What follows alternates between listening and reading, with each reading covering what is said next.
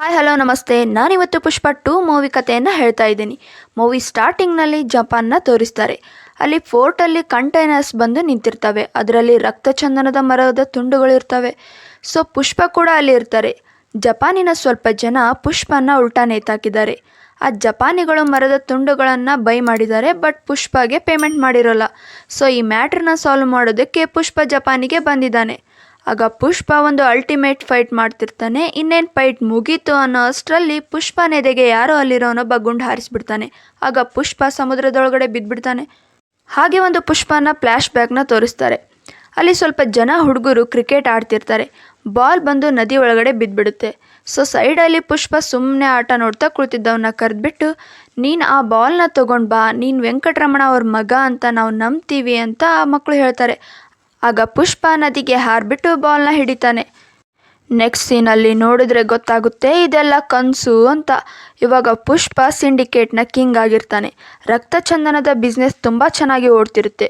ಈ ರಕ್ತಚಂದನದ ಮರಗಳ ತುಂಡುಗಳನ್ನು ಎಲ್ಲಿ ಎಕ್ಸ್ಪೋರ್ಟ್ ಆಗಬೇಕು, ಯಾವಾಗ ಎಕ್ಸ್ಪೋರ್ಟ್ ಆಗಬೇಕು ಎಲ್ಲವನ್ನ ಪುಷ್ಪನೇ ಡಿಸೈಡ್ ಮಾಡ್ತಿರ್ತಾನೆ. ಆ್ಯಂಡ್ ಫುಲ್ ಹ್ಯಾಂಡಲ್ ಅವನೇ ಮಾಡ್ತಿರ್ತಾನೆ. ಈ ಕಡೆ ಭವರ್ ಸಿಂಗ್ ಸಿಕಾವತ್ನ ತೋರಿಸ್ತಾನೆ.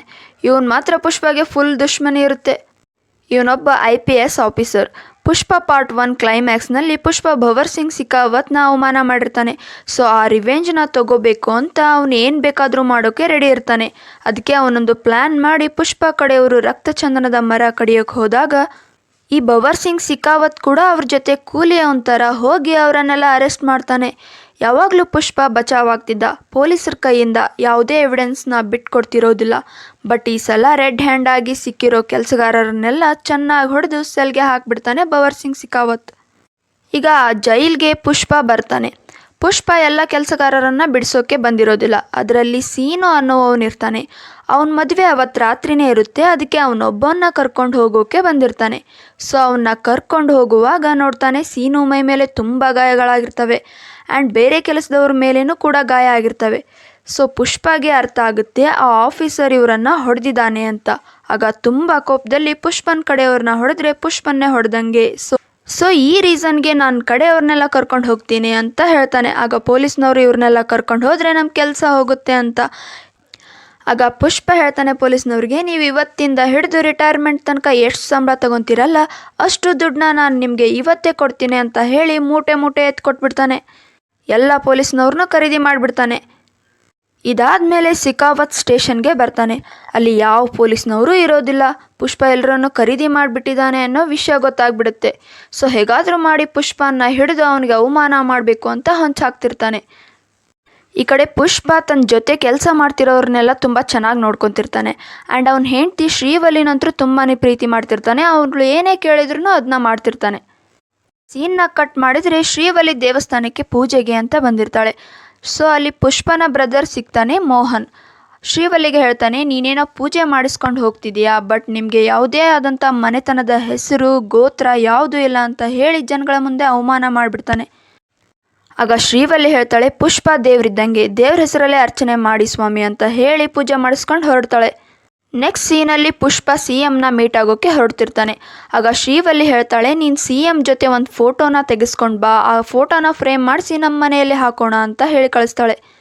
ಈಗ ಪುಷ್ಪ CMನ ಮೀಟ್ ಆಗೋಕ್ಕೆ ಅಂತ ಹೋಗ್ತಾನೆ. ಅಲ್ಲಿ CM ಮಾತ್ರ ಅವನ ಜೊತೆ ಫೋಟೋ ತೆಗೆಸ್ಕೊಳ್ಳೋಕ್ಕೆ ಒಪ್ಕೊಳ್ಳೋದೇ ಇಲ್ಲ. ಪುಷ್ಪ ಏನೋ ಸಿಂಡಿಕೇಟ್ನ ಕಿಂಗ್ ಆಗಿರ್ಬೋದು, ಪಣ್ಣು ಕೊಡ್ತಿರ್ಬೋದು, ಬಟ್ ಚಪ್ಪಲಿ ಕಾಲು ಕೆಳಗೇನೆ ಇದ್ದರೆ ಚಂದ, ಕೈಗೆ ಹಾಕೊಳ್ಳೋಕ್ಕಾಗಲ್ಲ ಅಂತ CM ಹೇಳಿ ಅವಮಾನ ಮಾಡಿಬಿಡ್ತಾನೆ. ಹಾಗೆ ಶ್ರೀವಲ್ಲಿ ಬಗ್ಗೆನೂ ಕೆಟ್ಟದಾಗಿ ಮಾತಾಡ್ಬಿಡ್ತಾನೆ. ಇದನ್ನ ಕೇಳಿಸ್ಕೊಂಡ ಪುಷ್ಪಗೆ ತುಂಬ ಕೋಪ ಬರುತ್ತೆ. ಅಲ್ಲೇ ಇರೋ ಸಿದ್ದಪ್ಪನ ಕೇಳ್ತಾನೆ, ನೀನು CM ಆಗಿದ್ರೆ ನನ್ನ ಜೊತೆ ಫೋಟೋ ತೆಗೆಸ್ಕೊತಿದ್ಯಾ ಅಂತ. ಆಗ ಸಿದ್ದಪ್ಪ ಹೇಳ್ತಾರೆ, ನಾನು ಏನೇ ಆಗಿರಲಿ ನಿನ್ನ ಜೊತೆ ಫೋಟೋ ತೆಗೆಸ್ಕೊಳ್ತಿದ್ದೆ, ನೀನು ನನ್ನ ತಮ್ಮ ಇದ್ದಂಗೆ ಅಂತ ಹೇಳ್ತಾರೆ. ಆಗ ಪುಷ್ಪ ಸಿದ್ದಪ್ಪಗೆ, ನೀನೇ CM ಆಗೋಕೆ ರೆಡಿ ಆಗು, ನಾನು ನಿನಗೆ ಸಪೋರ್ಟ್ ಮಾಡ್ತೀನಿ ಅಂತ ಹೇಳ್ತಾನೆ. ಅದೆಷ್ಟೇ ಖರ್ಚು ಬಂದರೂ ನಾನು ನೋಡ್ಕೊತೀನಿ ಅಂತ. ಆಗ ಸಿದ್ದಪ್ಪ CM ಆಗೋಕ್ಕೆ ಮಿನಿಮಮ್ 100 ಕೋಟಿ ಅಂತರೂ ಬೇಕೇ ಬೇಕು ಅಂತ ಹೇಳ್ತಾರೆ. ಆಗ ಪುಷ್ಪ, ನಾನು ನಿನಗೆ 500 ಕೋಟಿ ಕೊಡ್ತೀನಿ, ನೀನೇ CM ಆಗಬೇಕು ಅಂತ. ಹಾಗೆ ಸೆಂಟ್ರಲ್ ಮಿನಿಸ್ಟರ್ನ ಮೀಟ್ ಆಗೋಕ್ಕೆ ಹೇಳಿ ಕಳಿಸ್ತಾರೆ. ಹಾಗೆ ಪುಷ್ಪ ಸೆಂಟ್ರಲ್ ಮಿನಿಸ್ಟರ್ಗೆ ಒಂದು ಸೋಪಾನ ಕಳಿಸಿರ್ತಾನೆ. ಅದರಲ್ಲಿ 100 ಕೋಟಿ ದುಡ್ಡಿರುತ್ತೆ. ಸೊ ಸಿದ್ದಪ್ಪನ ಸ್ಟೇಟ್ಗೆ CM ಆಗಬೇಕು ಅಂತ ಹೇಳ್ತಾನೆ. ಈಗ ಸೆಂಟ್ರಲ್ ಮಿನಿಸ್ಟರ್ ಕೂಡ ಇವ್ರ ಜೊತೆ ಕೈ ಜೋಡಿಸ್ತಾರೆ. ಇಷ್ಟೊಂದು ದುಡ್ಡನ್ನೆಲ್ಲ ನೋಡಿದ ಸಿದ್ದಪ್ಪ ಈ ಥರ ದುಡ್ಡನ್ನ ಖರ್ಚು ಮಾಡೋದು ಸರಿ ಇಲ್ಲ, 500 ಕೋಟಿ ಗಳಿಸೋದಂದ್ರೆ ಏನು ತಮಾಷೆನಾ, ಹೊಂದ್ಸೋದು ತುಂಬ ಕಷ್ಟ ಅಂತ ಹೇಳ್ತಾನೆ. ಆಗ ಪುಷ್ಪ ಹೇಳ್ತಾನೆ, ನಮ್ಮ ದೇಶದಲ್ಲಿ ಈ ರಕ್ತಚಂದನ ಬಿಸ್ನೆಸ್ಸಿಂದ 1 ಟನ್ಗೆ 1.5 ಕೋಟಿ ಸಿಗುತ್ತೆ. ಇದೇ ಬಿಸ್ನೆಸ್ನ ಫಾರಿನ್ನಲ್ಲಿ ಮಾಡಿದರೆ 1 ಟನ್ಗೆ 2.5 ಕೋಟಿ ರೂಪಾಯಿ ಬರುತ್ತೆ. ಸೊ ಈಗ ಪುಷ್ಪ ನ್ಯಾಷನಲ್ ಅಲ್ಲ ಇಂಟರ್ನ್ಯಾಷನಲ್ ಲೆವೆಲ್ಗೆ ಬಿಸ್ನೆಸ್ನ ಬೆಳೆಸಿರ್ತಾನೆ. ಈ ಡೀಲ್ನ ಮಾಡೋಕೆ ಅಂತಾನೆ ಪುಷ್ಪ ಫಾರಿನ್ಗೆ ಹೋಗಿ ಒಬ್ಬ ದೊಡ್ಡ ಬಿಸ್ನೆಸ್ ಮ್ಯಾನ್ ಜೊತೆ ಡೀಲ್ ಮಾಡ್ತಾನೆ. 2,000 ಕ್ವಿಂಟಲ್ ರಕ್ತಚಂದನದ ಮರದ ತುಂಡುಗಳನ್ನು ಎಕ್ಸ್ಪೋರ್ಟ್ ಮಾಡಿದರೆ 5,000 ಕೋಟಿ ಕೊಡ್ತೀನಿ ಅಂತ ಬಿಸ್ನೆಸ್ ಮ್ಯಾನ್ ಒಪ್ಕೊಳ್ತಾನೆ. ಆಗ ಪುಷ್ಪ 49,900 ಕೋಟಿ ತಗೊಂಡು ಇನ್ನು 100 ಕೋಟಿಗೆ ಅವನ ಹೆಲಿಕಾಪ್ಟರ್ನೇ ಪರ್ಚೇಸ್ ಮಾಡ್ಕೊಂಡು ಬಂದ್ಬಿಡ್ತಾನೆ. 2,000 ಕ್ವಿಂಟಲ್ ರಕ್ತಚಂದನದ ಮರವನ್ನು ಕಳಿಸೋಕೆ ತುಂಬಾ ಪ್ಲ್ಯಾನ್ ಮಾಡ್ತಾನೆ. ಕೆಲಸಗಾರರಿಗೆಲ್ಲ ಹೇಳ್ತಾನೆ, ನೀವೆಲ್ಲಿಂದ ತರ್ತಿರೋ ಗೊತ್ತಿಲ್ಲ, ಬಟ್ ನೀವು ಬಹಳ ಚಂದನದ ಮರಗಳನ್ನು ಕಡಿದು ತರಬೇಕು ಅಂತ ಹೇಳಿ ಕಳಿಸ್ತಾನೆ. ಇರೋ ಬರೋ ಕೂಲಿಗಳನ್ನೆಲ್ಲ ಹಾಗೆ ಆ ಲಾರಿಗಳನ್ನೆಲ್ಲ ಖರೀದಿ ಮಾಡಿಬಿಡ್ತಾನೆ. ಈ ಮ್ಯಾಟ್ರು ಸೀನು ಮತ್ತು ಮಂಗಲಂಗೆ ಗೊತ್ತಾಗುತ್ತೆ. 2,000 ಮರಗಳನ್ನು ಫಾರಿನ್ಗೆ ಎಕ್ಸ್ಪೋರ್ಟ್ ಮಾಡ್ತಿದ್ದಾನೆ ಅಂತ. ಇದನ್ನ ಹೋಗಿ ಪೊಲೀಸರಿಗೆ ಪಿತೂರಿ ಮಾಡ್ತಾರೆ, ಪುಷ್ಪನ ಅರೆಸ್ಟ್ ಮಾಡಲಿ ಅಂತ. ಹಾಗೆ ಒಂದು ಪ್ಲ್ಯಾನ್ ಕೂಡ ಕೊಡ್ತಾರೆ. ಆ ಸಿಂಡಿಕೇಟ್ನ ಮೆಂಬರ್ಸ್ಗಳಿಗೆ ಹೆದರಿಸಿದರೆ ಅವರು ಆ ಕೆಲಸ ಮಾಡಲ್ಲ ಅಂತ ಐಡಿಯಾ ಕೊಡ್ತಾನೆ. ಈ ಮಂಗಲಂ ಸೀನು ಸಿಂಡಿಕೇಟ್ನ ಪ್ರೆಸಿಡೆಂಟ್ ಆಗಬೇಕು ಅಂತ ಅಂದ್ಕೊಂಡಿರ್ತಾರೆ. ಬಟ್ ಪುಷ್ಪ ಸಿಂಡಿಕೇಟ್ನ ಪ್ರೆಸಿಡೆಂಟ್ ಆಗಿದ್ದಕ್ಕೆ ಪುಷ್ಪನ ಉರುಳಿಸೋ ಪ್ಲ್ಯಾನ್ ಮಾಡ್ತಿರ್ತಾರೆ. ಈ ಕಡೆ ಶಿಖಾವತ್ ಪುಷ್ಪನ ಹಿಡಿಯೋಕೆ ಅಂತಾನೆ ಹೊಂಚು ಹಾಕ್ತಿರ್ತಾನೆ. ಪ್ರತಿಯೊಂದು ಟೋಲ್ ಗೇಟ್ನಲ್ಲಿ ಪೊಲೀಸ್ನವ್ರನ್ನ ಕಳಿಸ್ತಾನೆ ಪುಷ್ಪನ ದಂಧೆ ನಿಲ್ಲಿಸೋದಕ್ಕೋಸ್ಕರ. ಅಷ್ಟರಲ್ಲಿ ಒಂದು ಟ್ರಕ್ ಬರುತ್ತೆ ಶಿಖಾವತ್ನ ಕಡೆ. ಆಗ ಶಿಖಾವತ್ ಆ ಟ್ರಕ್ನ ಉಡಾಯಿಸ್ಬಿಡ್ತಾನೆ. ಆ ಟ್ರಕ್ಕಿಗೆ ಬೆಂಕಿ ಹಚ್ಚಿ ಸಿಂಡಿಕೇಟ್ನ ಮೆಂಬರ್ನ ಮೇಲಿಂದ ತಳ್ಳಿ ಸಾಯಿಸಿಬಿಡ್ತಾನೆ.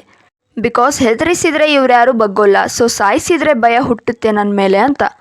ಈ ಕಡೆ ಆ ಸತ್ತೋಗಿರೋ ವ್ಯಕ್ತಿಯ ಶ್ರದ್ಧಾಂಜಲಿ ಮಾಡ್ತಿರ್ತಾರೆ. ಅಲ್ಲಿಗೆ ಪುಷ್ಪ ಬಿಟ್ಟು ಎಲ್ಲರೂ ಸೇರಿರ್ತಾರೆ. ಅಲ್ಲಿ ಸಿದ್ದಪ್ಪಗೆ ಒಬ್ಬ ಹೇಳ್ತಾನೆ, ಪುಷ್ಪ ಮತ್ತು ಶಿಖಾವತ್ನ ಮಧ್ಯೆ ಫ್ರೆಂಡ್ಶಿಪ್ ಆಗಿಲ್ಲ ಅಂದರೆ ನಾವೆಲ್ಲ ಸಾಯಬೇಕಾಗುತ್ತೆ, ಇದೇ ಥರ ಮುಂದುವರೆದ್ರೆ ಪುಷ್ಪನ ಸಿಂಡಿಕೇಟ್ನಿಂದ ತೆಗಿಬೇಕಾಗುತ್ತೆ ಅಂತ ಹೇಳ್ತಾನೆ. ಸೊ ಸಿದ್ದಪ್ಪ ಏನು ಮಾಡ್ತಾನೆ, ಶಿಖಾವತ್ ಹತ್ರ ಹೋಗಿ ಲಂಚ ಕೊಡೋಕ್ಕೆ ಡಿಮ್ಯಾಂಡ್ ಮಾಡ್ತಾನೆ. ಎಷ್ಟೇ ಕೋಟಿ ಕೊಡ್ತೀನಿ ಅಂದರೂ ಶಿಖಾವತ್ ರಾಜಿ ಆಗೋದಿಲ್ಲ.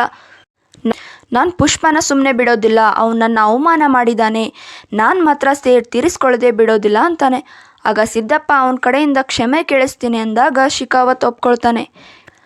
ಹಾಗೆ ಹೇಳ್ತಾನೆ, ಒಂದು ದೊಡ್ಡ ಪಾರ್ಟಿ ಅರೇಂಜ್ ಮಾಡು, ಎಲ್ಲ ಜನರನ್ನು ಸೇರಿಸು, ಅವರೆಲ್ಲರ ಹತ್ರ ಪುಷ್ಪ ನನಗೆ ಸಾರಿ ಕೇಳಬೇಕು ಅಂತ.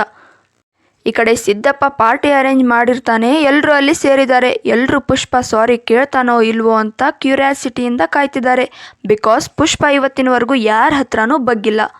ಈ ಕಡೆ ಶ್ರೀವಲ್ಲಿ ಮತ್ತು ಸಿದ್ದಪ್ಪ ಪುಷ್ಪನ ತುಂಬ ಕನ್ವಿನ್ಸ್ ಮಾಡ್ತಿದ್ದಾರೆ. ಆದರೂ ಪುಷ್ಪ ಒಪ್ತಿರೋದಿಲ್ಲ ಸಾರಿ ಕೇಳೋಕ್ಕೆ. ಅವತ್ತು ಪಾರ್ಟಿನಲ್ಲಿ ಪುಷ್ಪ ತುಂಬಾ ಕುಡಿದಿರ್ತಾನೆ. ಅಮಲಿನಲ್ಲಿ ಪುಷ್ಪ ಸಾರಿ ಕೇಳಿಬಿಡ್ತಾನೆ. ಇದನ್ನು ಕೇಳಿದ ಶಿಖಾವತ್ಗೆ ಫುಲ್ ಖುಷಿ ಆಗಿಬಿಡುತ್ತೆ. ರೆಕಾರ್ಡ್ ಮಾಡಿಕೊಂಡು ಪದೇ ಪದೇ ಕೇಳ್ತಾ ಇರ್ತಾನೆ. ಎಲ್ರಿಗೂ ಆಶ್ಚರ್ಯ ಆಗಿಬಿಡುತ್ತೆ. ಸೊ ಪುಷ್ಪ ಮನೆಗೆ ಹೋಗಬೇಕಾದ್ರೆ ಅವನಿಗೆ ವಿಚಿತ್ರವಾಗಿ ಫೀಲ್ ಆಗ್ತಿರುತ್ತೆ. ಹಾಗೆ ಕೋಪ ಕೂಡ ಬರ್ತಿರುತ್ತೆ. ತನ್ನ ಫೇಸ್ನ ತಾನೇ ಮಿರರಲ್ಲಿ ನೋಡ್ಕೊಳ್ಳೋಕ್ಕೆ ಅವನಿಗೆ ಅಸಹ್ಯ ಅನಿಸ್ತಿರುತ್ತೆ.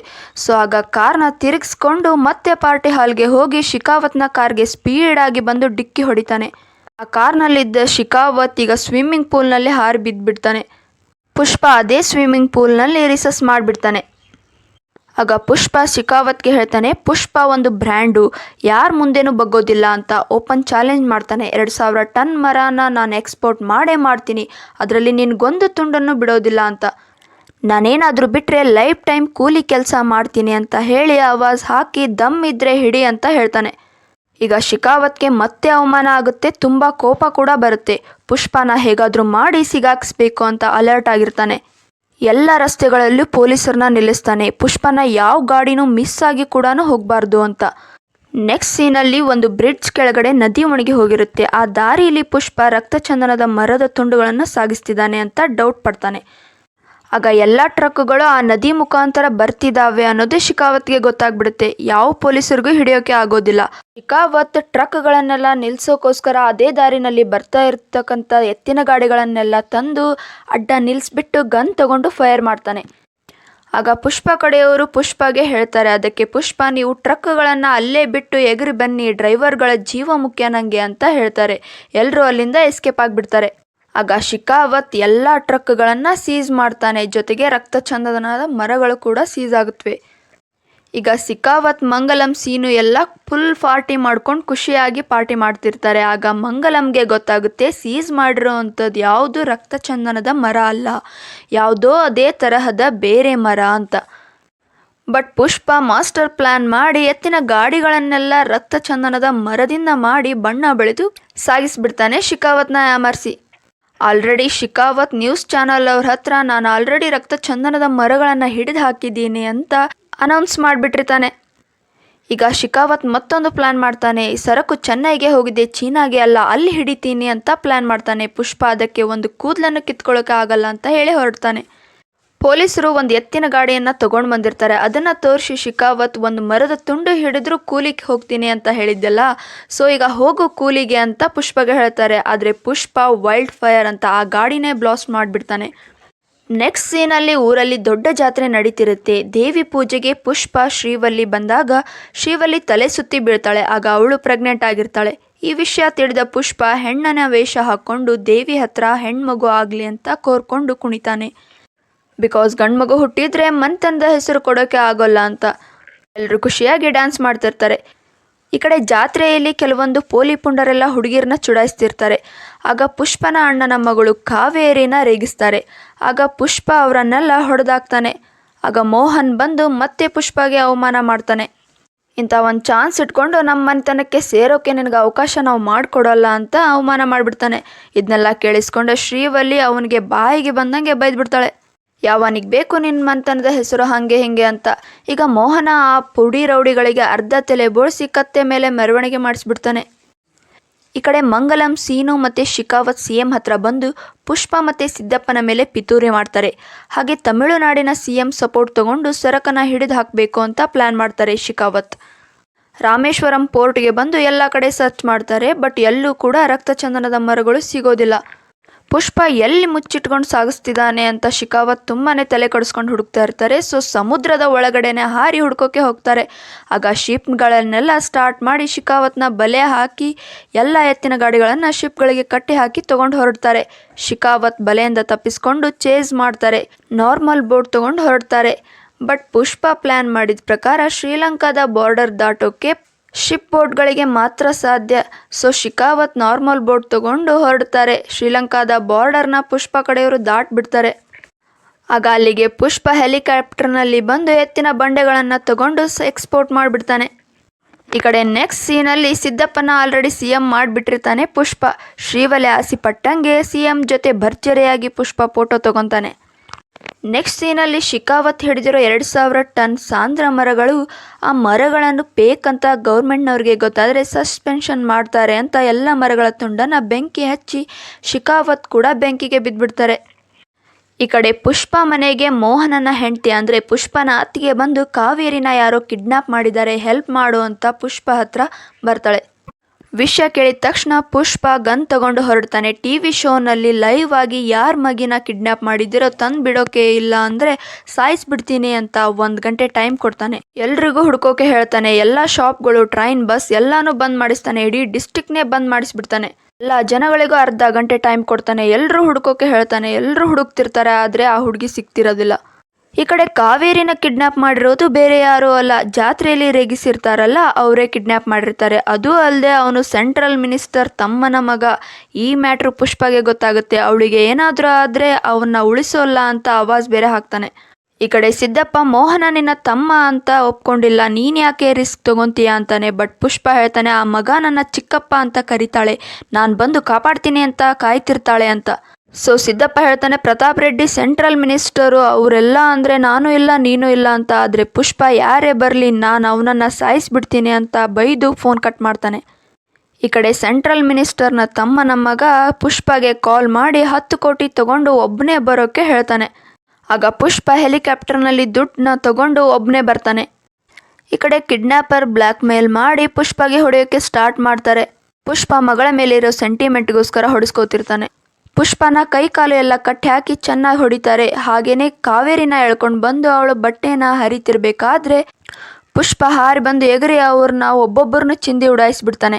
ಹಾಗೆ ಸೆಂಟ್ರಲ್ ಮಿನಿಸ್ಟರ್ ತಮ್ಮನ ಮಗ ಬುಕ್ಕಾ ರೆಡ್ಡಿನ ತ್ರಿಶೂಲದಿಂದ ಚುಚ್ಚಿ ಸಾಯಿಸ್ಬಿಡ್ತಾನೆ. ಆಗ ಬುಕ್ಕಾರೆಡ್ಡಿ ಅವರ ಅಪ್ಪ ಬಂದು ಕಾವೇರಿನ ಎಳ್ಕೊಂಡು ಹೋಗ್ತಿರ್ತಾನೆ. ಆವಾಗ ಪುಷ್ಪ ಅವನನ್ನು ಕೂಡ ಸಾಯಿಸ್ಬಿಡ್ತಾನೆ. ಲಾಸ್ಟ್ ಸೀನಲ್ಲಿ ಮೋಹನ್ ಕೊನೆಗೂ ಪುಷ್ಪ ಮನೆಗೆ ಬರ್ತಾನೆ. ಅಂತೂ ತನ್ನ ತಪ್ಪಿನ ಅರಿವಾಗಿದೆ ಅನಿಸುತ್ತೆ ಮೋಹನ್ಗೆ. ಬಂದು ಪುಷ್ಪ ತಾಯಿ ಹತ್ರ ಕಾಲಿಗೆ ಬಿದ್ದು ಕ್ಷಮೆ ಎಲ್ಲ ಕೇಳ್ತಾನೆ. ಕಾವೇರಿಯ ಲಗ್ನ ಪತ್ರ ಕೊಟ್ಟು ಅದರಲ್ಲಿ ಪುಷ್ಪ ಅಮ್ಮ ಅಪ್ಪ ಮತ್ತು ತನ್ನ ಮನೆತನದ ಹೆಸರನ್ನು ಕೂಡ ಹಾಕ್ಸಿರ್ತಾನೆ. ಇದನ್ನು ನೋಡಿದ ಪುಷ್ಪ ಎಮೋಷನ್ನಲ್ಲಿ ಅಳ್ತಾನೆ. ಹಾಗೆ ಪುಷ್ಪ, ಶ್ರೀವಲ್ಲಿ, ಅವರಮ್ಮ ಎಲ್ಲರೂ ಕೂಡ ಮದುವೆಗೆ ಹೋಗ್ತಾರೆ. ಮೋಹನ್ ಪುಷ್ಪನ ತಪ್ಕೊಂಡು ಇನ್ವೈಟ್ ಮಾಡ್ತಾನೆ. ಅಂತೂ ಎಲ್ಲರೂ ಒಂದಾಗ್ತಾರೆ. ಈ ಕಡೆ ಪ್ರತಾಪ್ ಸಿಂಹರೆಡ್ಡಿ ಅವರ ಮನೆಯಲ್ಲಿ ತಮ್ಮನ ಮಗನ ಶ್ರದ್ಧಾಂಜಲಿಗೆ ಎಲ್ಲರೂ ಬಂದಿರ್ತಾರೆ. ಬಟ್ ಯಾರೋ ಒಬ್ಬರು ಒಂದು ಫ್ಲವರ್ ಬೊಕ್ಕೆಯಲ್ಲಿ ಬಾಂಬ್ ಬಿಟ್ಟು ಕಳಿಸಿರ್ತಾರೆ. ಅದ್ಯಾರು ಏನು ಅಂತ ತಿಳ್ಕೊಬೇಕು ಅಂದರೆ ಪುಷ್ಪ 3ಗೆ ವೇಟ್ ಮಾಡಲೇಬೇಕು. ಸೊ ಇಲ್ಲಿಗೆ ಈ ಮೂವಿ ಎಂಡ್ ಆಗುತ್ತೆ. ಸೊ ಪ್ಲೀಸ್ ನನ್ನ ಚಾನಲನ್ನು ಸಬ್ಸ್ಕ್ರೈಬ್ ಮಾಡ್ಕೊಳ್ಳಿ, ಹಾಗೆ ಬೆಲ್ ಐಕಾನನ್ನು ಕ್ಲಿಕ್ ಮಾಡಿ. Thank you so much for watching this video.